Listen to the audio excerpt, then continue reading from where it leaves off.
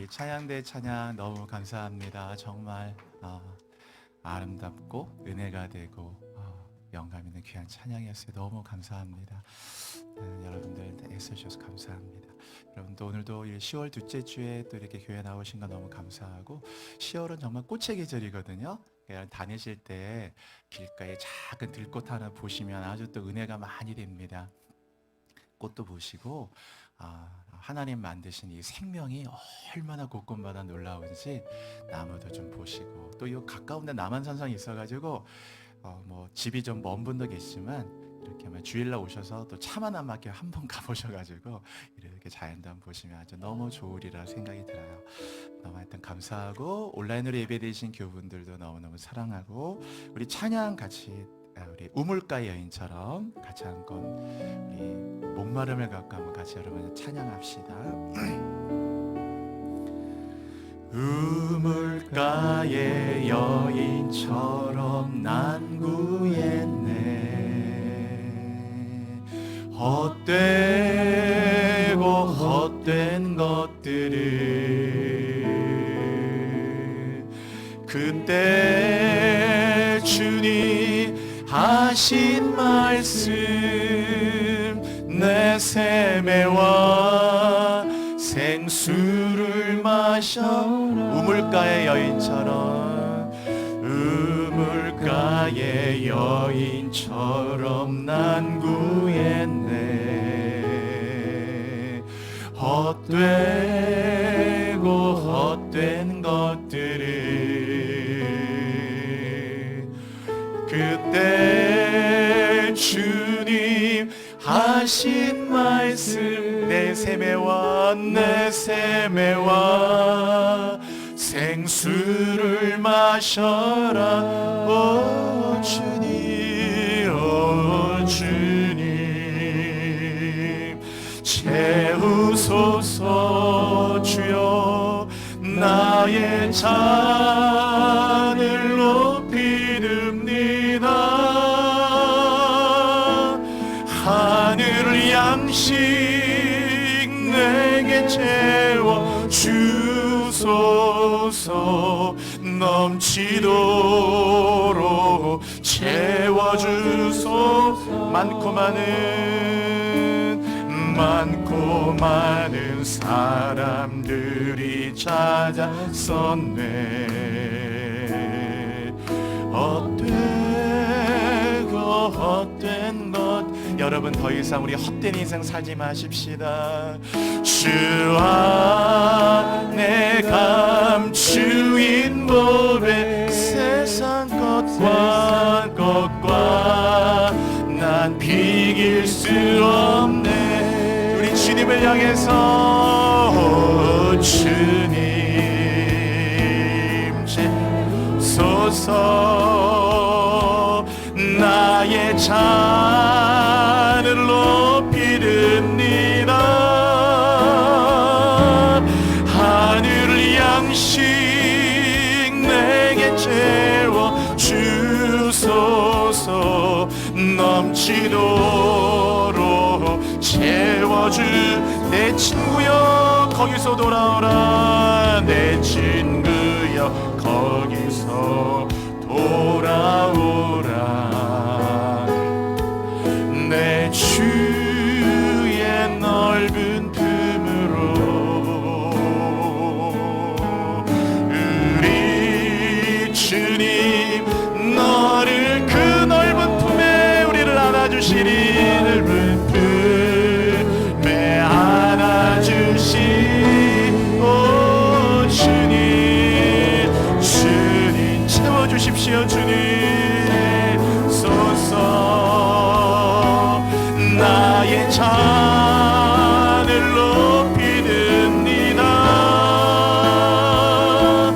하늘 양식 내게 채워 주소. 넘치도록. 여러분이 손을 한번 들고 찬양하십시다. 내 잔을 높이 들고 오 주님, 오 주님 채우소서. 나의 잔을 높이 듭니다.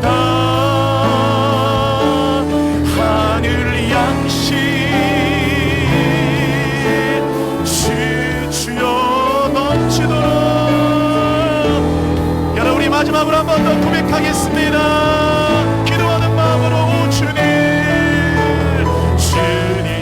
주님 내 인생을 채워주십시오.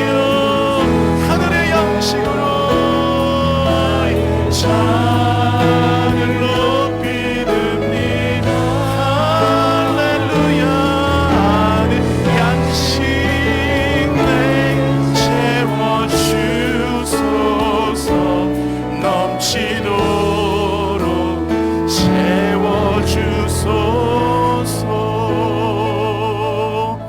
하나님, 우리 사랑하는 성도들 한 주간 또 얼마나 세상에서 많이 고생하고 많이 아프고 때로는 외롭기도 하고 버거운 삶의 문제 때문에 잠 못 이룰 때도 있고 어떻게 해야 되나 너무나 막막한 삶의 문제에 고민하며 낙타가 바늘기로 들어가는 것보다 더 어려워 보이는 너무나 많은 문제를 가지고 오늘도 그럼에도 주님을 바라보고 믿음을 추스려서 오늘 하나님의 거룩한 보좌 앞에 예배하러 나왔습니다. 여호와의 산에 올라왔습니다. 하나님 다 기도하며 응원하며 축복합니다. 한 분도 그냥 내려가지 말게 하여 주시고 모두들 주님 따뜻한 사랑의 품 안으로 품어주시고 주님 그 모든 남물은 눈물을 닦아주시며 마음은 격려하여 주시고 무너진 성벽이 느헤미야를 통하여 예루살렘 성벽이 일어나듯이 하나님께서 우리 모든 성도들 한 분 한 분들에게 무너진 10개의 성문이 건축되는 시간 되게 하여 주옵소서. 오늘 이 귀한 이 주일을 10월의 둘째 주 아침에 함께하여 주시고 우리 모든 성도들 한 분 한 분만 인생마다 그 머리마다 하나님께서 시온의 관을 세워주시고 면류관 씌워주사 오늘 그 머리가 존귀한 머리가 되고 떨구어진 머리가 되지 말고 패배자의 머리가 되지 말고 사울의 머리처럼 뱃산에 목이 잘려 그 뱃산의 성벽에 매달려지는 부끄러운 머리가 되지 말게 하시고 다윗처럼 부족하지만 하나님의 은혜와 함께하여 영광의 면류관을 쓰는 축복의 머리가 되게 하여 주옵소서. 한 분도 꼬리가 되지 말게 하여 주시며 주님 감사합니다. 오늘도 이 하늘의 양식으로 오늘 예배를 채우시고 하늘의 위로로 하늘의 눈물로 하늘의 감사로 하늘의 노래로 하늘의 기쁨으로 하늘의 소망으로 채워지는 예배가 되게 하여 주옵소서. 올해 하늘 예배 드리시는 모든 분들 어느 곳에 계시든지 해외에서 예배 드리신 분들까지 다 그 공간마다 함께 하시고 오늘 찬양과 찬양대 귀한 찬양 항상 우리 하나님 주신 마음으로 세상에서 강하고 담대하며 여호수아처럼 승리하는 우리 귀한 우리 찬양대 되게 하여 주옵소서.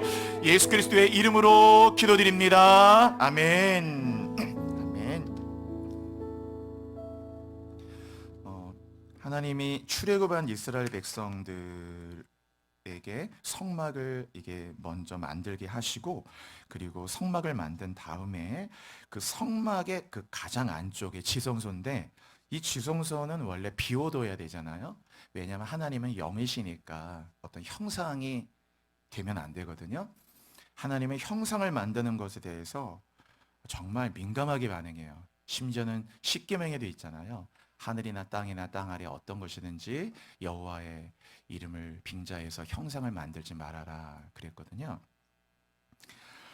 그런데도 불구하고 하나님이 지성소를 빈 공간으로 만들어 두지 않으시고 저 같으면 하나님이 거기에 아무것도 두지 않고 그 영으로만 충만한 자리를 만드실 것 같은데 거기에 어떤 물건 하나를 만드셨어요. 그리고 그 지성소에 두셨는데 그게 바로 법궤입니다. 지성소에는 법궤만 있거든요. 이 법궤라는 게 또 굉장히 또 이게 위험한 물건 같잖아요. 왜냐하면은 박스고 나무로 된 조각목으로 그물 입힌 하나의 박스기 때문에 그 속에다 이제 만나를 담은 항아리, 아론의 싹이 난 지팡이, 그 샤케드라에서 그 아몬드가 피어진 그 지팡이 있잖아요. 그리고 이제 그 십계명의 두 돌판을 그 안에 두셨거든요. 그럼 보통 이렇게 그렇게 되면은 사람들은 이제 사람의 어떤 그 본성상 그런 걸 자꾸 우상화하려는 경향이 또 생겨요. 불뱀에 물린 이스라엘 백성들이 놋뱀을 본 자들마다 살았는데 여러분 그 모세가 만들었던 그 놋뱀이 어떻게 됐을까요? 놋뱀이 갑자기 놋뱀을 만들었잖아요, 모세가. 근데 그 놋뱀이 뭐 어디 뭐 땅에 파묻은 것도 아니고 그 놋뱀이 계속 그들과 이어졌어요. 나중에 그 열왕기 같은 데 읽어보시면은 그 모세가 들었던 놋뱀을 느흐수단이라고 그래가지고요. 성경에다 나옵니다. 그거를 우상화시킨 거예요. 그 예를 들면 야 이거 옛날에 광야 시대 때 모세가 들었던 노뱀이었대. 불뱀에 물린 자들마다 이거 보면 살았대 하고 이걸 만지면 뭐 무슨 병에 걸렸든지 낫는데 우린 자꾸 이런 식으로 자꾸 이렇게 미신화하거나 그럴 가능성이 높거든요. 그러니까 이 지성소에 뭐 물건을 둔다는 게 사실은 상당히 영적으로 위험한 거란 말이에요. 일종의 신주단지가 되잖아요, 그게. 일본에 가면 뭐 온갖 곳마다 뭐 호텔이고 뭐고 다 신주단지 모셔놨잖아요. 800만이 넘는 귀신을 섬기다 보니까 나라가 그러니까 나라가 전체가 그냥 완전히 그 귀신을 섬기는 나라거든요, 일본이. 하여튼 아닌 게 없어요. 귀신이 아닌 게. 다 가면 이제 이 신주단지, 이 신주단지를 모셔놨잖아요. 그래서 뭐 어떤 그런 거 이제 우상처럼 하나님이 그걸 아시면서도 지성소에다가 법궤라는 물건을 만들어 갖다 놓으셨다는 거예요. 그 굉장히 하나님의 깊은 뜻이 있겠죠.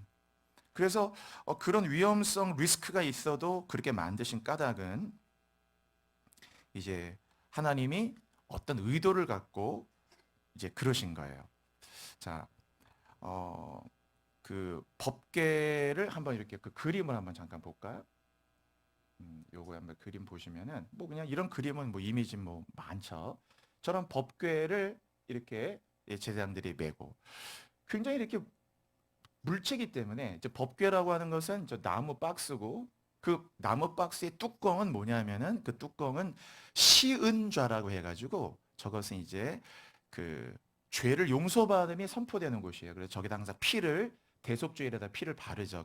그 법궤의 뚜껑에 그 뚜껑이 시은좌입니다. 시은좌가 뚜껑이 그리고 저기 양쪽에다가 이제 그 그룹이 이렇게 있죠. 이렇게 해서 그 그룹은 스랍 그룹은 천사 이름인데 그 날개가 이렇게 다 있잖아요. 양쪽에서 날개를 폈는데 이렇게 제가 이번에 이스라엘 갔을 때 팀나라는 곳에 가면 거기에 그 성막 실제 모형 만든 데가 있는데 그 팀나 내셔널 파크 가면은 그 뭐 이거 성막 설명한 사람이 있어가지고 저 이게 저 물어봤어요.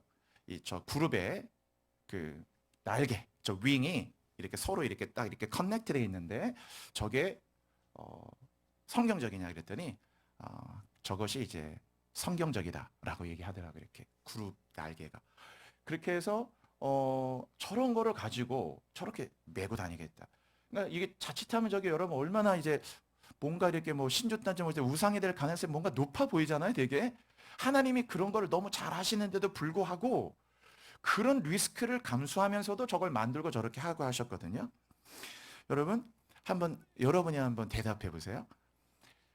웬만한 크리스찬들한테 하나님은 어디에나 계십니까? 물어보면은 뭐라고 대답할 것 같아요? 초신자 아니고 웬만한 뭐 교회를 좀 나오신 분들한테 하나님은 어디에나 계시나요? 라고 물어보면 거의 생각도 안 하고 당연하죠. 하나님은 어디든지 계시죠. 라고 얘기해요. 어디든지 다 계시죠. 하나님은 영이시라니까 다 계시지 안 계신 데가 어디 있어요? 다 계시죠. 우리나라 곳곳에 계시고 다 계셔. 다 계세요. 심지어는 뭐 이게 무소부지하다 이런 용어까지 아시는 분도 있어요. 무소부지하고 전지전능하고 그래서 편재하시고 하나님이 없는 것이 없어요. 그러나 여러분 하나님이 안 계신 곳이 없다면요. 다 사무실에도 있고 어디든 다 있다고 얘기하고 알면서도 그러나 여러분 사무실에서 일할 때 하나님의 임재를 느끼며 사셔요? 하나님이 무소부지하다는 사실은 누구나 다 이렇게 지각적으로 인지적으로 고백하고 알 수 있지만 여러분 하나님 운전할 때 하나님 경험하고 있어요? 여러분이 어디 출장 갈 때 하나님이 거기에 정말 여기 진짜 하나님이 계신다면 물론 신앙이 잘 훈련된 분은 그렇게 느낄 수 있는 분도 있겠지만 대부분의 교인분들은 그렇게 잘 생각하기가 쉽지 않아요. 그냥 늘 이렇게 예배 드리는 이 시간에 하나님이 많이 계신 것 같고 아마 지금도 예배 드리니까 뭔가 임재가 있고 그러는 게 느껴지겠지만 요 예배가 끝나고 이제 이 건물의 바깥으로 잠깐만 나가서 조금만 밥 먹는 시간만 갖고 나도 아마 하나님의 임재가 뭔가 현저하게 줄어들 수도 있어요. 그때 뭐 예배 시간에 뭐 찬양도 부르고 뭐 오 주님 할 때 뭐 뭔가 찌릿찌릿했다가 뭐 벌써 밥 먹고 나오고 시작하면은 글쎄 벌써 뭔가가 이렇게 하나님 어디에나 계시잖아요. 어디에나 계시다고 다 알지만 그러나 실제적으로는 어디에나 계시지 않게 살아요, 우리가. 어디에나 계셔요, 여러분? 그게 생각보다 쉽지 않아요. 인지는 하나님이 어디에나 계시는 거 알지만 그게 안 된다라는 거예요. 하나님은 인간의 약점을 너무나 잘 알고 계시기 때문에 그래서 형상을 만드는 위험성에도 불구하고 그 리스크를 하나님이 감수하시면서 법궤라고 하는 나무 박스를 만들어 가지고 이게 하나님의 임재의 상징이다 얘기해 놨어요. 그래 가지고 그 그림 그냥 이렇게 잠깐만 띄워 주실래요? 그냥 계속. 그래서 저 박스를요. 들고 가도록 하셨어요. 계속적으로. 이제 그래서 저 법궤는 뭐냐면은 그 이제 이스라엘 백성들은 이제 움직여야 되니까 움직일 때마다 법궤를 저렇게 갖고 다녀야 돼요. 지금 어깨에 맸죠, 여러분? 딱 보시면은 이 장대를 이렇게 양쪽에 끼워가지고 법궤를 손으로 만지면 안 됩니다. 그죠? 저 법궤 손으로 만지다가 또 죽은 사람도 있잖아요. 저 우싸라고. 저거 손으로 대면 안 되거든요. 그래서 이게 거룩이에요, 저게. 그러니까 대지 말라는 거죠. 거룩, 카도시. 그래서 저렇게 직접적인 타치하지 말고 일단 경건함을 주기 위해서 이 양쪽에 대를 해가지고 옮길 때 반드시 대로 옮겨야 돼요. 어깨를 맨 상태에서. 저거를 이제 짐승의 수레에다가 옮기면 안 되거든요. 다윗은 그 실수를 했잖아요. 저렇게 해야 되는 거를 짐승의 어때 수레에다가 싣고 와가지고 그때 한번 다윗이 큰 실수를 했죠. 그래서 이 저렇게 메고 가니까 이스라엘 백성들이 가는 곳마다 무조건 저 법궤가 같이 가야 돼요. 어느 곳이든지. 그러면 사람들이 다 법궤를 생각할 때 법궤 하면 이스라엘 백성들에게 막 그냥 거룩하고 어떤 하나님의 막 영광과 임재를 생각나게 하는 어떤 하나의 저 물건인데 저것을 항상 움직일 때마다 저게 먼저 가기 때문에 저들이 항상 앞서거든. 그러니까 눈으로 저걸 보고 가니까 항상 어떤 생각을 하게 돼 있냐면은 자동적으로 우리가 움직이는 곳마다 항상 하나님은 함께 하신다. 저거를 그냥 눈으로 계속 보고 가는 거예요. 언제 동안? 40년 동안. 우리는 보통 40년 광야 생활하면 자꾸 맨날 이 만나만 생각하고 구름기둥, 불기둥만 생각하지만은 그러나 더 본질적인 것이 진짜로 많아요. 40년 광야를 왜 허락하셨을까? 그 가장 큰 훈련 중에 하나는 저는 저 법궤라고 생각합니다. 항상 저 법궤를 갖고 그들이 움직일 때마다 여기서 뭐 1km 움직이더라도 60만 명이 장정만 옮기고도 저게 먼저 가야 돼요. 그러니까 늘 움직이는 곳곳마다 법궤를 메고 가야 되니까 이들의 인식 가운데는 항상 자기가 혼자 가는 건 없어요. 항상 어디를 가더라도 항상 하나님의 임재와 함께 가는 거예요. 늘 법궤가 같이 가니까. 이거를 40년 동안 눈으로 보면서 매일마다 훈련한 겁니다. 여러분, 하나님이 어디에나 계시죠? 그렇지만 어디에나 계시나 하나님이 어디에나 안 계세요, 잘. 늘 교회에만 있는 것 같고 예배 드릴 때만 있는 것 같고 어디 단기 선교회 가야 있는 것 같고 어디 무슨 부흥회 할 때만 있는 것 같고 혹은 막 어떤 찬양을 들을 때만 있는 것 같지 그 외에는 어떤 하나님의 임재가 단절이 되고 끊어진 것 같잖아요. 그러니까 자꾸 우리의 삶에 삶은 믿음으로 살아야 되는데 신앙하고 삶이 자꾸 이렇게 떨어지게 되는 거예요. 자연스럽게 이렇게 분리가 되죠. 그래서 늘 하나님은 나중에 뭐 이렇게 이렇게 일요일만 주일만 계시는 것 같은 느낌도 들고 아주 교회 처음 나오신 초신자분들은 그렇게도 생각할 수 있어요. 그리고 이제 뭐 월화수목금토는 그냥 일상의 삶 이날만 어떤 하나님 만나고 늘 그래서 이 신앙과 삶이 그냥 예배는 예배고 삶은 삶이고 뭐 예배 드리는 거 있고 일하는 게 있고 이게 자연스럽게 떨어지게 되는 거죠. 이거를 연결해내는 게 그래 되게 뭔가 버거운 것 같고 힘든 것 같고 그게 아니고 이스라엘 백성들은 그냥 움직이면 무조건 법궤가 가기 때문에 법궤가 움직인다는 말은 하나님이 같이 가는 거잖아요. 항상. 나중에 저 법궤를 잘못 사용한 적도 있었어요. 사무엘상에 블레셋과 전쟁할 때 이들이 전쟁에 지니까 무슨 저 법궤가 무슨 신주단지인 줄 알고 저 법궤를 갖고 왔잖아요. 그러나 저 법궤를 갖고 와서는 못 이겼어요. 법궤 뺏겼죠, 한번. 이스라엘 그 사람들 블레셋에게. 그래서 저 법궤 뺏기는 바람에 엘리의 두 아들이 그때 막 죽었잖아요. 홈리 비네아스가. 그러니까 저 법궤가 그런 어떤 이렇게 뭔가 이렇게 우상할 수 있는 리스크가 있었어도 하나님이 저들에게 저렇게 계속 메고 가라고 하신 까닭은 저런 것들이 보여지고 훈련함을 통해서 하나님은 어디에나 계셨건 우리가 말할 필요가 없어요. 우주 공간 하나님이 없는 곳은 하나도 없어도 우리가 의도와 의식적으로 항상 하나님의 어떤 은혜를 가지고 가야 된다는 생각을 해야 그 공간 안에 계속 하나님이 계시게 되는 거예요. 여러분이 그냥 오늘 똑딱 예배를 드리고 은혜를 여기다 두고 간다면 여기다 두고, 마치 저 뒤에 성경책에 있으면 성경책 보고 성경책 꽂아놓고 가는 거 똑같은 거예요. 은혜를 받고 은혜를 꽂아두고 하지 마시고 저 법궤를 메고 하는 것처럼 우리는 제사장이에요. 제사장의 역할이 뭐냐면 저 법궤를 메는 거거든요. 그러니까 우리는 왕 같은 제사장들이에요. 택한 족속. 너는 택한 족속이요 왕 같은 제사장이라. 제사장의 역할은 법궤를 저렇게 어깨에 메고 가는 거기 때문에 여러분이 항상 이 땅에 제사장으로 부름받았기 때문에 항상 어깨에다 저거를 메고, 하여튼 오늘 예배 이후로 여러분의 저 이미지를 가져가서, 이미지가 사실 좋은 건 아니에요. 보이는 건. 그렇지만 좋은 훈련이 돼요. 저런 이미지를 꼭 가슴에 담고 딱 월요일은 내일은 쉬는 날이죠. 화요일날 출근할 때, 내일 엄청나게 좋은 날이네요. 대체공휴일. 그걸 몰랐네. 꿀 같은 그는. 화요일날 출근하실 때 내일까지는 하나님 계시겠죠. 노는 날이니까 스트레스 안 받고, 내일은 하나님 노는 날인데 그냥 완전히 임재 충만할 것이고. 자, 그럼 화요일날 이제 출근할 때 저거를 생각하라. 출근할 때 출근하기 전부터 스트레스 받지 마시고, 내가 제사니까 딱 저거를 어깨 매듯이 법궤라는 물체가 아니고 우리는 하나님의 은혜를 메면 돼요. 은혜의 법궤를 딱 메고 받은 은혜, 말씀으로 받은 은혜, 찬송으로 받은 은혜. 여러분 오늘 찬양대 같은 분 얼마나 좋아요. 다른 교우들보다 여러분 찬양대 일찍 오셔서 찬양 연습하시고, 여러분이 그 찬양하고 대부분 다 찬양 가사도 외우시고 하면, 여러분 불렀던 아까 담대하라 그 찬양 같은 거 혼자 매일같이 부르실 때 그 찬양을 부르시잖아요. 그러면 이게 부를 때 그 찬양이라는 법궤가 운반이 되는 거예요. 제가 이 말씀 시간, 설교 시간에도 이렇게 가끔 찬양을 같이 해드린 건 여러분도 그냥 그렇게 하시라고. 우리 조금 아까 찬양했잖아요. 오 주님 채우소서 나의 잔을 높이 듭니다. 하늘 양식 내게 채워주소서 넘치도록 채워주소서.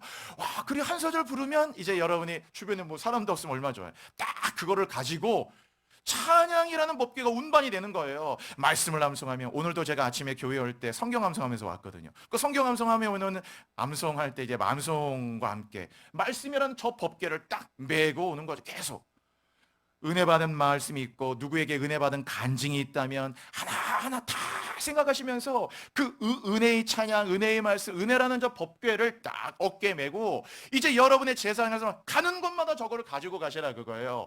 가는 곳마다, 운전할 때, 출장 갈 때, 무슨 회의할 때, 중요한 회의에 프레젠테이션 할 때, 거기 하나님이 있나요?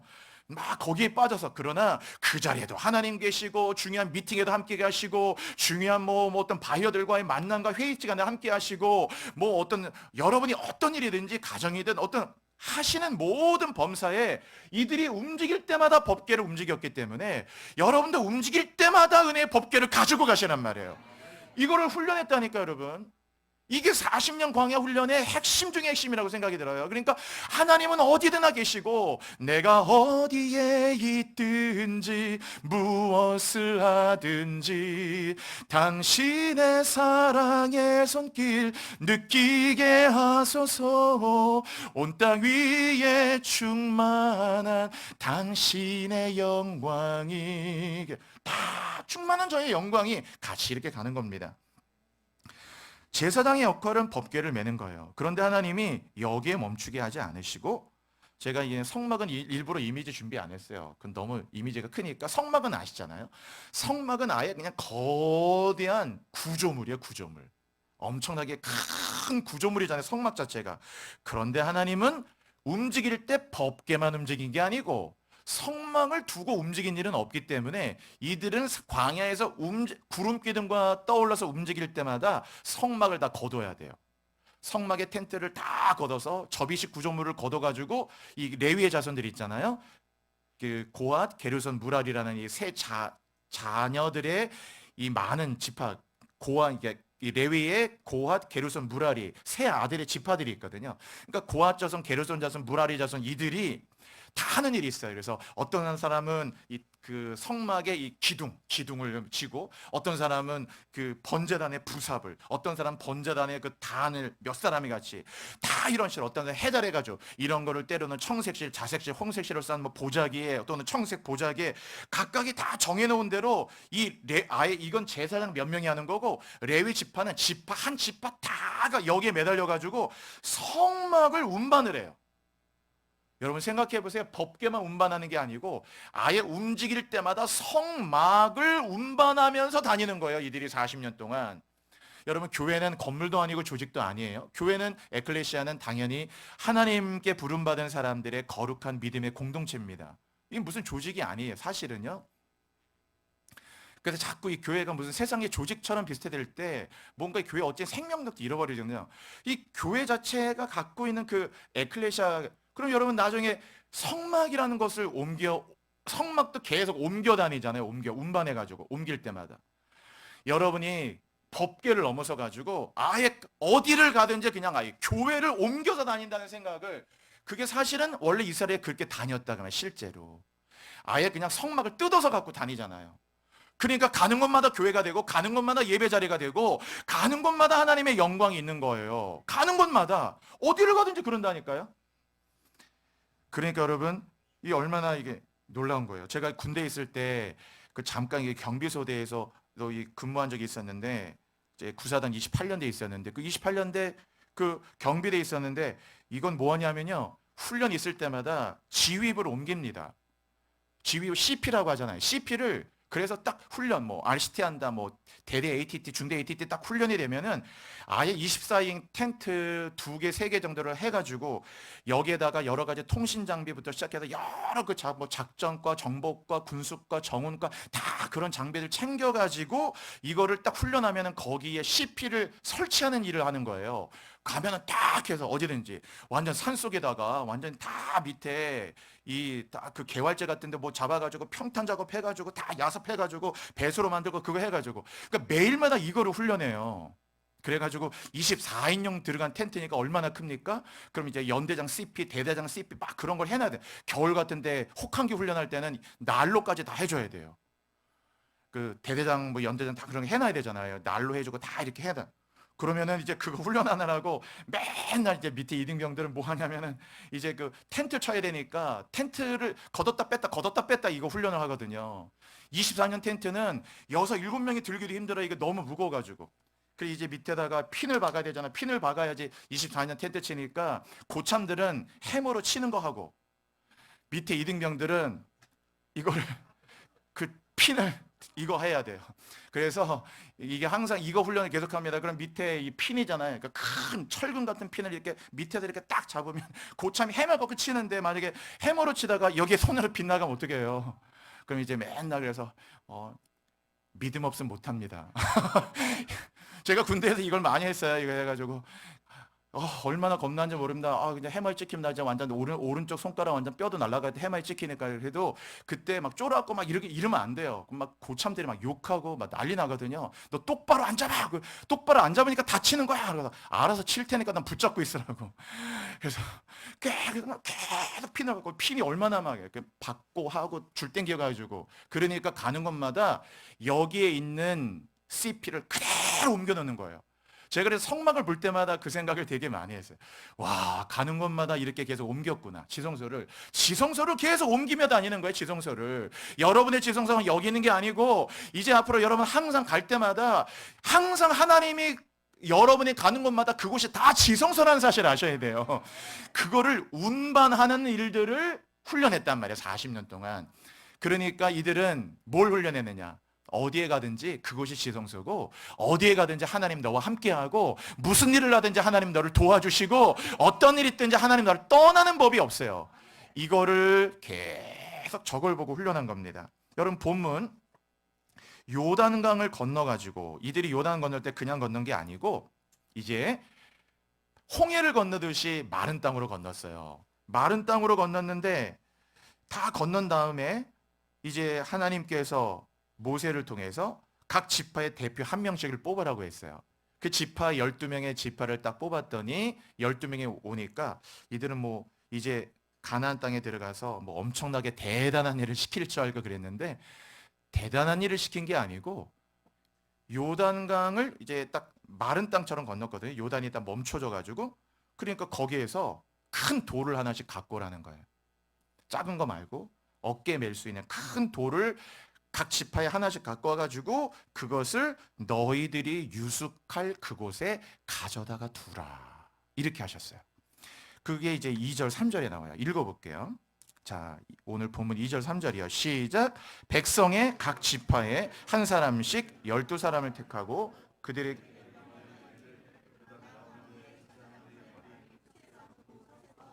열두를 택하여 그것을 가져다가 너희가 유숙할 그곳에 두게 하라. 여러분 거기 여러분 성경에 그곳이라는 거에 잘 표시해 놓으시고요. 돌 12개를 택하여서 그것을 가져다가 돌 12개 그것을 가져다가 오늘 밤 너희가 유숙할 그곳에 같이 해볼게요. 그곳에 두게 하라. 유숙할 너희들의 일상의 그 삶의 자리, 너희들의 사무실, 너희들의 작업실, 너희들의 학교, 학생이면 학교, 뭐 3학년 5반이다 3학년 5반 그 교실의 자리, 너희들이 공부할 자리, 너희들이 유숙할 자리, 너희들이 일할 자리, 너희들의 사무실, 너희가 출장 갈 자리, 너희가 하는 삶의 자리, 너희들이 유숙할 그곳에 두게 하라. 뭐를? 돌 12개. 하나님이 마른 땅처럼 건너게 하신 이 기적의 은혜를 체험했다는 그 상징이 되는 12개의 은혜의 돌, 그것을 가져다가 그곳에 그 장소란 말이 마콤이잖아요. 그곳 하마콤 거기에다가 갖다 두라는 거예요. 거기에다가 딱 그래서 이들이 그 돌 12개를 정말로 거기에다 가져오는 거죠. 자, 그래서 6절 먼저 읽어볼게요. 6절이요. 시작. 이것이 너희 중에 표징이 되리라. 후일에 너희의 자손들이 물어 이르되 이 돌들이 무슨 뜻이냐 하거든. 그러니까 이게 돌이 뭔지 모르는 사람도 있으니까 이게 다 요단을 마른 땅처럼 건너게 했던 은혜의 표징이다라는 것을 알려주라는 거죠. 그래서 계속 표징이 되리라 했잖아요. 6절 초반에. 그래서 계속 은혜 받았다는 이 사실을 너희들의 삶의 자리로 계속해서 가지고 가라. 계속해서 이것을 두지 말고. 자, 5절 제일 중요한 구절 거기 나옵니다. 5절 시작. 그들에게 이르되 요단 가운데로 들어가 너희 하나님 여호와의 궤 앞으로 가서 이스라엘 자손들의 지파 수대로 각기 돌 한 개씩 가져다가 어깨에 매라라는 거예요. 여러분 동그라미 잘 쳐놓으시고 아까 여러분 이 그림에 어깨 메고 있죠? 법궤를 어깨에 메고 있는데 이번에는 돌. 왜? 가나안 땅에 들어가면 이제는 저 법궤는 움직이지 않아요. 법궤 한 곳에 모셔두고 움직일 일이 없어요 이제. 그러니까 이제 하나님이 저 법궤는 이제 두게 될 텐데 이제 저 요단강에서 가져왔던 그 돌, 은혜 받은 돌, 하나님이 함께한 기적의 징표가 되는 그 돌 12개, 12지파 하나 땅 가져가지고 5절 끝에 돌 한 개씩 가져다가 어깨에 매라. 한번 다시 할게요. 어깨에 매라. 이게 오늘의 요절이에요, 여러분. 어깨에 매야 돼요. 어깨에 매고 항상 여러분이 은혜 받은 돌, 여러분이 은혜 받은 말씀, 은혜 받은 찬송, 은혜 받은 간증, 다 그 은혜 받은 저 법궤를 어깨에 매고 이것을 두고 가지 말고 어디로 가든지 항상 이거를 가지고 가라 그래요. 은혜를 운반하면 그 자리에 은혜의 자리가 되고 그것은 축복의 자리가 되는 겁니다. 그러니까 우리가 힘들어할 자리들이 다 없어지게 돼 있어요. 뭐 좋은 자리, 뭐 이런 자리 없이 다 너희들의 삶의 자리에 어깨에 매라. 어깨에 메고 가라는 거예요. 자, 은혜라고 하는 것은요. 은혜라고 하는 것은 유효기간이 없어요. 음식은 다 부패하고 썩지만 은혜는 유효기간도 없어가지고 20년 전에 받은 은혜를 계속 생각하고 은혜를 받고 가면 20년 동안 여전히 그 은혜는 여전히 살아있어요. 은혜를 계속 메고 가라는 거예요. 계속 매라. 심지어는 어머니가 받았던 은혜까지. 우리 어머님이 들려주시던 재미있게 듣던 말 이 책 중에 있으니 이 성경심이 사랑합니다만 그때 받았던 것도 계속 생각하고 어깨 메고 가는 거예요. 이거를 어쩌다 한번 생각하지 말고 움직일 때마다 계속해서 어깨 메고 계속 움직이라는 거예요. 은혜를 같이 해볼게요, 여러분. 은혜를 운반하라. 저렇게 운반하란 말이에요, 여러분. 어디를 가든지 계속해서 은혜를 운반하라. 자, 출애굽기에 있는 말씀 볼게요. 그 9절 한번 같이 읽어보십시오. 시작. 아침에 너는 바로에게로 가라. 보라, 그가 물 있는 곳으로 나오리니 너희는 나일 강가에 서서 네, 모세가 바로와 처음 만나는 장면이거든요. 얼마나 살떨리는 장면이에요. 정말 긴장되고 우리는 결과를 알고 보니까 그렇지 모세 입장에 보면 바로를 처음 만나는 첫 장면인데 이제 첫 대결 장면인데 얼마나 두려운 일일 텐데 나일강에 모세에게 가라고 하면서 하나님이 이렇게 얘기하지 않았다. 모세야 아침에 바로에게 가라. 저 나일강가에 가서 그를 맞아라. 뭐 내가 너와 함께 하겠다. 이렇게 하지 않았다. 우리가 생각하는 방식과 다르죠. 보통의 하나님이라면 그렇게 했을 거 아니에요. 넌 나일강가에 가. 그리고 바로를 맞아라. 바로 한번 맞짱을 떠봐. 내가 너와 함께 할게. 이런 식으로 하셨을 텐데 그렇게 하지 않으시고 저 노란색으로 한 거 뭐라고 그러냐 하나님이 모세에게 그 뱀이 되었던 지팡이. 모세가 처음 떨기나무에서 그때 하나님 만나고 뭐 이제 그런 시간 갖고 나중에 이게 그 징표를 확인할 때 있잖아요. 그래서 지팡이를 던져라 했더니 지팡이가 뱀이 됐잖아요. 어떻게 이렇게 놀라운 일들이 또 그 뱀의 꼬리를 잡았더니 다시 지팡이가 되고 그 뱀이 되었던 지팡이니까 이게 그냥 막대기 지팡이가 아니고 하나님이 기적을 베풀고 은혜를 베풀었던 은혜의 징표거든요. 그러니까 모세에게 그냥 내가 너와 함께 해줄게 겁내지 마 이렇게 한 게 아니고 그 뱀이 되었던 지팡이를 손에 잡고 그 네가 하나님께 받았던 은혜를 그대로 붙들고 오늘 우리가 여호수아의 표현을 얘기하면 어깨에 메고 은혜 받은 징표를 어깨에 메고 그대로 그 은혜를 운반하고 가라 그거예요. 이렇게 뱀이 지팡이 됐던 은혜가 바로를 만날 때도 여전히 그 은혜가 너와 함께 할 것이고 그래서 염려하지 말라고 그냥 약속을 한 게 아니고 은혜를 운반하라 그 말이에요. 끝에 말도. 그냥 그 받았던 은혜를 맞아 내가 그런 은혜 받았었지 하고 은혜의 기억 저 저편 속에 어디 은혜라는 저 책꽂이에다 꽂아두지 말고 항상 은혜를 어깨에 메고 손에 잡고 계속적으로 은혜를 삶의 자리로 네가 두려워할 만한 힘들어할 만한 일상의 삶의 자리로 저 은혜를 계속 끌고 가라. 그렇지. 이 지팡이가 뱀이 되었지. 그 뱀이 또 지팡이가 되었지. 하나님 함께 하셨지. 은혜를 계속 일상으로 끌고 가라. 일상으로 은혜를 운반하라. 운반을 계속. 그래서 은혜가 함께 한다는 사실에 대해서 의심하지 말고 은혜가 계속 너와 함께 한다는 사실에 대해서 조금도 불안해하지 말라라는 거예요. 은혜를 계속 운반해라. 은혜가 계속 될 것이라. 은혜 위에 은혜가 될 것이라. 은혜는 멈추지 않을 것이라. 은혜가 계속 공급될 것이라. 은혜를 받은 너를 이길 자가 없을 것이라. 바로라고 걱정하지 말아라. 나일강도 염려하지 마라. 그런 거예요 이게. 그래서 미친같이 빡딱 잡고 가니까 은혜를 운반하고 가니까 이 모세가 쫄지 않았다래. 굉장히 막 쫄고 이 바로 앞에 두려울 텐데 그렇게 됐다. 지나간 은혜란 없어요. 이 바둑의 선수라는 게 선수. 바둑 두시는 분은 바둑은 선수 하나를 뺏기면요 수십 집에 해당하는 걸 잃는 거예요. 그 선수가 얼마나 중요해요. 선수 하나 뺏기면은 쉽게 만회가 되지 않아요. 형세가 급격하게 불리해지거든요. 어찌 보면 바둑은 선수의 싸움인데 딱 선수. 그래서 딱 그 선수를 잘 잡는 게 중요하고 선수를 뺏기면 안 되거든요. 성경도 그랬잖아요. 항상 먼저 기도해야 돼요. 항상 여러분이 먼저 기도하고 기도를 먼저 뺏기면 안 됩니다. 어디 가든지 성도는 늘 여러분도 그렇게 하잖아요. 예를 들면 어디에 딱 가면 제일 먼저 뭐 합니까? 기도부터 하잖아요.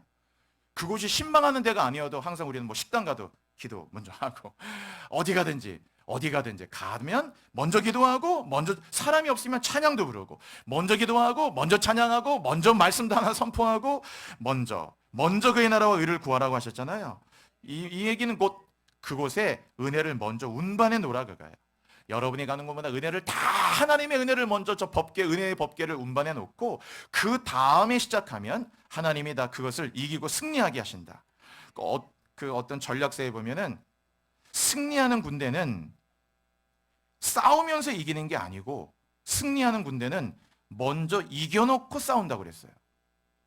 이게 전략이에요, 여러분. 그죠? 싸우면서 이기는 게 아니고 진정한 승리는 먼저 이겨놓고 그냥 싸움을 통해 승리를 거둔다 그거예요, 여러분. 싸워보니 이기는 게 아니다, 그죠? 이겨놓고 싸우는 거예요. 이겨놓고 싸우는 방법은 무조건 임재를 운반해 놔야 돼요. 먼저 기도하면 승리합니다, 여러분. 먼저 기도하는데 왜 패배해요? 먼저 기도하면 승리해요. 그냥 하루에 새벽 기도도 그래 중요한 겁니다. 먼저 기도하고 시작하세요. 하루를 끌려다니지 않습니다. 먼저 성경 읽으세요. 노 바이블 노 브레드처럼 먼저 성경 한 절이다 읽으시고 요새 폰도 얼마나 좋아요, 여러분. 폰 딱 가지시고 그냥 폰 긁으면 뭐 번역본도 얼마나 많아요. 다 좋은 번역을 찾으면서 성경 딱 하나 읽고 시작하고 시편이라 먼저 읽고. 자, 다윗에 대한 거 사도행전에 한번 볼게요. 같이 한번 읽어볼게요, 여러분. 시작. 다윗이 거기까지만 읽을게요. 다윗을 설명하는 제일 좋은 구절이죠. 하나님 앞에 은혜를 받았다 그거예요. 은혜를 받았다는 말은 은혜에 완전히 젖었다는 말이에요. 저 말은 은혜에 푹 젖었다. 은혜에 완전 잠겼다 이 말입니다. 이게 우리말로는 바다겠지만 저 원어적 의미는 은혜에 완전히 잠겼다. 은혜가 감쌌다. 그러니까 다윗의 인생 자체는 그냥 은혜에 푹 잠긴 거죠. 은혜에 완전히 은혜가 잠긴 거예요.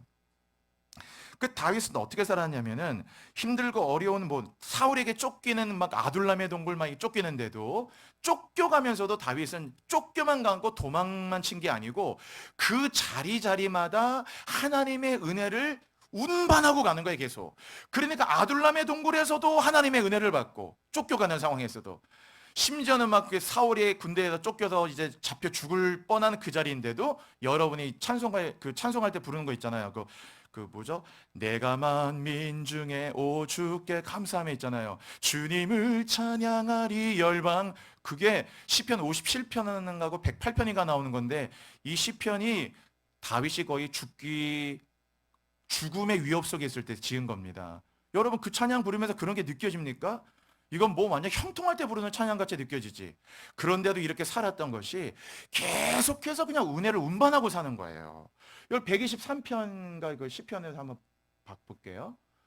여호와여 우리에게 은혜를 베푸시고 그다음 또 뭐라고 돼 있죠? 또 은혜를 베푸셔서. 제가 이 구절에 아주 너무 은혜를 받았어요.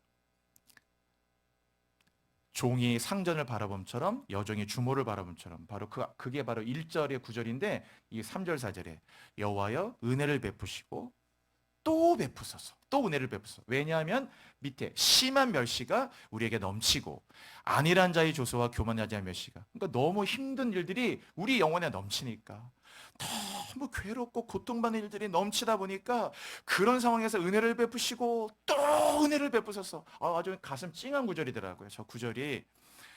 그러니까 계속해서 여러분의 힘든 일이 있을수록 은혜를 더 운반하세요. 주여 은혜를 베푸시고 또 은혜를 베푸소서. 계속 찬송의 은혜를, 기도의 은혜를, 말씀의 은혜를, 예배의 은혜를 계속적으로 여러분의 삶의 자리로 은혜를 운반하고 계속 운반하고 받은 은혜를 계속적으로 여러분의 삶의 자리로 운반해 나갈 때 우리의 영혼에 아무리 저런 이 고난이 넘친다 할지라도 여러분 승리하게 될 줄로 믿습니다.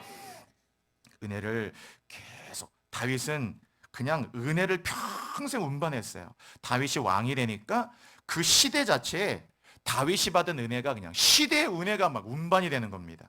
그 결국 그 다윗의 시대가 가장 풍성한 시대가 되고 축복의 시대가 되죠. 역사상 최고의 시대가 열리게 되는 거예요. 다윗이 그냥 받은 은혜를 왕이 돼서 계속 운반하는 겁니다. 다윗은 임재의 운반자고 은혜의 운반자고 다윗이 가는 곳은 언제나 하나님의 영광이 따라와요. 영광의 운반자고 하늘의 운반자예요. 다윗은 노래를 많이 불렀어요. 시편의 거의 대부분이 다윗의 시편이죠. 다윗은 계속 찬송의 운반자예요. 다윗이 가는 곳에 그래서 언제나 찬송이 있고 아삽과 여두둔과 해만과 막 이 엄청난 찬양의 귀재들이 일어나기 시작하고 시대에 그냥 완전히 마치 하늘을 옮겨놓은 것과 같은 다윗 시대에 그런 엄청난 하나님의 일들이 일어나고 부흥이 일어나는 거예요. 왜냐하면 다윗이 계속 은혜를 운반하니까. 다윗의 영성은 하여튼 이게 은혜의 운반자죠. 필리핀 전에 하는 다큐멘터리 봤더니 필리핀에서 이 바나나 농사를 짓고 우리나라 수입하는 바나나의 80% 이상이 필리핀에서 가져오는 거잖아요. 다 필리핀에서 바나나를 따서 그 바나나가 상처 안 받고 상품의 가치 안 떨어지기 위해서 그거를 그렇게 애써 포장하고 해가지고 그 바나나를 쫙 민다나오 같은 거기에서 망고도 그렇더라고요. 망고도 필리핀에 들어온 망고 엄청 많은데 와, 그 망고 따는 과정 보면 망고 쉽게 못 먹을 것 같아요. 와, 망고를 심어서 망고를 따고 그 망고를 따서 박스에 넣고 그거를 박스에서 다시 묶고 이거를 다시 민다노에서 필리핀 수도 마닐라까지 옮기고 마닐라에서 다시 그 위생 검사하고 뭐 검사해가지고 그 검사 다 거쳐서 우리나라 남양주에 무슨 창고로 와가지고 이게 이렇게 오더라고요. 그거를 쭉 한번 다큐멘터리 봤는데 와, 이렇게 운반이 되는 거구나. 이렇게 망고 하나, 바나나 하나를 운반하는데 작은 상처 하나를 받지 않기 위해서 사람이 그걸 이렇게 운반하더라고요. 하나님은 계속적으로 의의 은혜를 너희들의 삶의 자리로 운반하라고 하셨어요, 여러분. 아브라함 너로 말미암아 천하 만민이 복을 받으라. 그게 무슨 말입니까? 너 한 사람이 하나님께 은혜를 받아가지고 너가 받은 은혜를 너가 만나는 모든 사람들에게 다 그 은혜를 운반해 주라는 거예요. 아, 나 말씀에 이런 은혜 받았어요. 찬송에 이런 은혜 받았어요. 이렇게 주님을 만났어요. 이렇게 나 예수님 만났어요 하고 계속 은혜를 운반해서 너로 말미암아 천하 만민의 모든 자들에게 이 복을, 하늘의 복을, 신령한 복과 땅에 기린진 복을 운반하는 자가 되라는 거. 너로 말미암아 천하 만민이 복을 받으리라. 여러분, 열방을 향해 이 복을 계속 운반하시길 바랍니다. 얼마나 이 감격적인 일이에요. 오늘 이제 말씀 여러분 이제 정리하고 마치려고 합니다. 제가 신대원 다닐 때 우리 그 신대원의 설교학 교수님께서 그 3학년 때 늘 그러셨어요. 그 여러분 앞으로 목회할 때 성원 운반의 일념으로 목회하라. 근데 그게 마음이 아주 너무 이게 다가오더라고요. 성원 운반, 하나님의 거룩한 말씀을 운반하는 거. 그래서 여러분을 설교자로 부르셨대요. 그래가지고 항상 일생 동안 성원 운반의 일념으로 그렇게 목양을 하라고. 3학년 때 아주 귀가 따갑도록 교수님한테 수업 시간에 들었던 것 같아요. 앞으로 허망한 목회자가 되지 말고 성원 운반의 일념으로 열심히 하나님의 말씀을 그를 운반하는 일들을 위해서, 그것을 필리핀의 망고를 따시는 분들이 그 고생하고 나무에 올라, 그거 보니까는 목숨 걸고 따더라고요. 나무에 올라가서 사람이 다치는 게 아니고 망고가 다칠까봐 그 망고를 다치지 않기 위해 사람이 들어가서 뭐 높이 7m, 8m 이상의 높이에서 그거를 다 그렇게 그걸 따가지고 해가지고 그걸 하는데, 와, 운반을 하기 위해서요. 부흥이라고 하는 것은 뭡니까, 여러분? 부흥이라고 하는 것은 하늘이 땅으로 운반되는 거예요. 전 이 정의를 가장 사랑해요. 부흥은 그냥 하늘이 그대로 땅으로 내려오는 겁니다. 이렇게 아까 그 군대 지휘부를 그대로 거기에 훈련한 것마다 설치하듯이 그대로 지휘부를 옮겨 놓잖아요. 그대로 하늘이 땅으로 운반돼. 하늘에 노래가 내려오고 하늘에 생명이 내려오고 보좌에서 흘러내리는 물이 닿는 것마다 다 그 땅에 살듯이 그대로 주의 보좌가 그대로 이 땅에 운반이 돼요. 그러면 그곳에 부흥이 일어나요. 영혼이 살아나고 죄사함의 은혜가 일어나기 시작하고 연합의 역사가 일어나기 시작하고 땅이 살고 사람들이 살고 공동체가 일어나고 다윗 시대처럼 막 시대가 변하기 시작하고 막 예배자가 일어나기 시작하고 거기에서 엄청난 막 역사가 일어납니다. 여러분, 막 여러분을 통해 하늘이 막 운반되시기를 바랍니다. 영광을 운반하고 간증을 한다는 건 뭡니까? 간증을 한다는 건 여러분의 은혜를 운반하는 거예요. 간증의 기회가 있을 때 그거를 놓지 말고 꼭 간증을 하세요. 열심히 간증을 하세요. 아주 간증을 하시고 간증을 하세요. 저 어저께 우리 피택자들 이렇게 식사가 있어가지고 어저께 같이 피택자부 식사했는데 식사하고 이렇게 같이 쭉 나눔을 했거든요. 그래서 어떤 은혜를 이제 같이 받으셨냐고 쭉 나누는데 제가 이제 한 분 한 분 이렇게 나눔을 하는데 굉장히 은혜를 많이 받았어요. 너무 많은 은혜를 받았어요. 한 분 한 분들이 간증들이 얼마나 많으신지. 우리 이번에 또 수술하셨던 우리 유종환 집사님도 수술하셨잖아요. 근데 이렇게 제가 간증 듣는데 그냥 울컥해서 제가 듣다가 하나님을 새롭게 만난 거 이렇게 간증하셨는데 진짜로 간증을 듣는데 하나님의 그 하늘이 제게로 운반이 되더라고요. 울컥했어요. 진짜 너무 감사가 되고 그렇구나 이렇게 운반되는 거. 레이디 가가라고 여러분 알아요? 그 아티스트 있는데 이 레이디 가가가 아주 어떤 이런 음란 어떤 동성애적인 코드도 많고 해서 굉장히 좀 우리 좀 경계를 많이 해야 되는 사람인데 이 레이디 가가가 공연을 하는 곳마다요. 공연하는 곳마다 엄청난 이게 음란의 역사들이 풀어진다는 얘기를 많이 들었어요. 그러니까 레이디 가가가 예를 들어서 만약에 어떤 서울에서 공연을 하잖아요. 그럼 서울 곳곳마다 어떤 이 지역 안에 막 이런 음란이 풀어지는 겁니다. 그래서 너무 그 자체가 어떤 음란의 메시지가 많잖아요. 그러니까 막 이런 그런 어떤 느낌들과 이런 막 그런 것들이 막 풀어지는 거죠. 한 사람이 그를 공연하면서 그러한 것들이 막 풀어지는 거예요.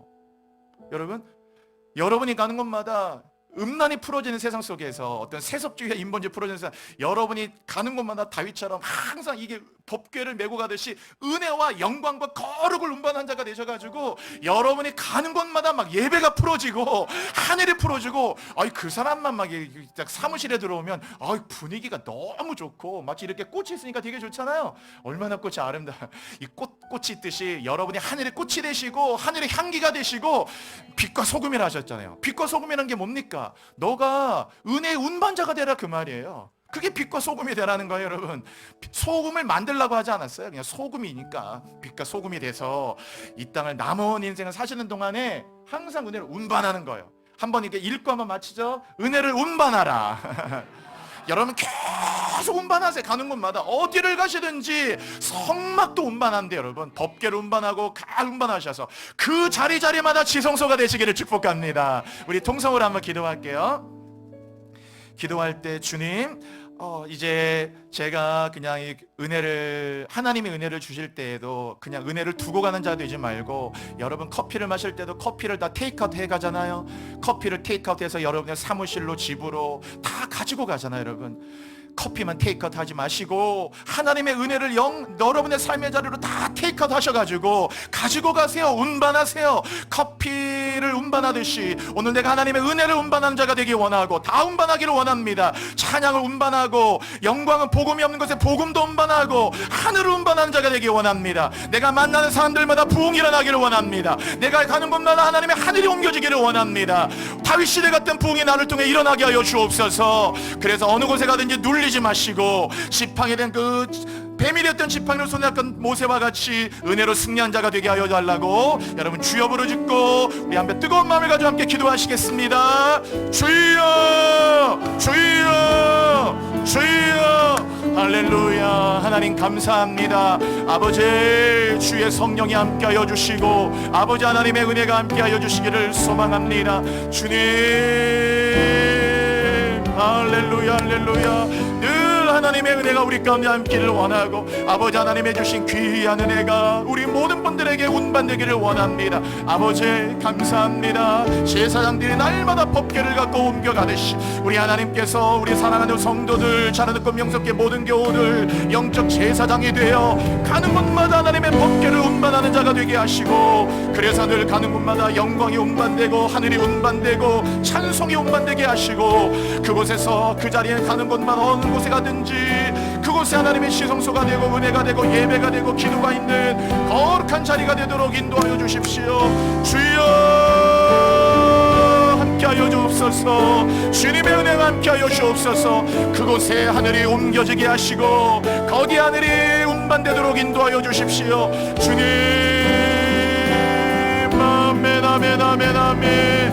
아버지 기도합니다. 기도합니다. 기도합니다. 우리 모든 성도들 다 이제는 은혜를 두고 가는 자가 되지 말고 은혜를 테이크아웃하고 은혜를 옮겨가고 내가 가는 곳마다 은혜를 옮겨갈 수 있는 자가 되기를 원합니다. 아버지 감사합니다. 감사합니다.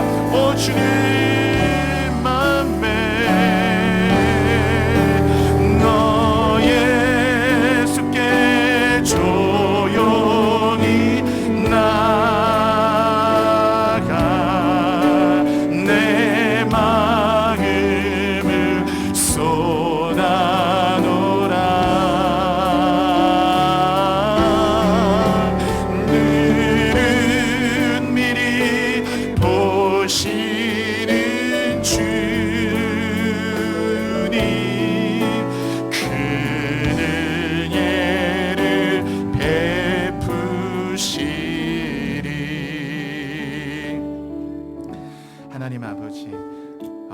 고단한 삶을 살아가고 힘겨운 인생을 살아가지만 하나님 우리를 결코 내팽겨주지 않았습니다.